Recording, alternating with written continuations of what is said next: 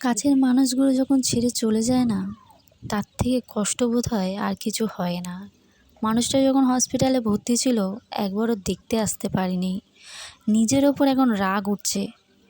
কি করব? অন্যের কাছে কাজ করি, সবসময় তো ছুটি দেয় না। আজকের অনেক বলে কয়ে এসেছি শেষ দেখার জন্য। আর কোনো ভিডিও ক্লিপ নিয়ে নিই, কেন সেরকম মানসিকতা আমার নেই ভিডিও ক্লিপ নিয়ে সেগুলো শো আপ করবো।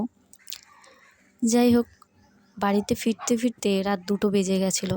বাবা ছিল সাথে, আর মনটা শুধু একটাই বলছিল, কাজ যদি একবার হসপিটালে দেখতে যেতে পারতাম উনি যখন বেঁচে ছিলেন। একটা কাজ ছিল, পরের দিন আমার ছুটি ছিল।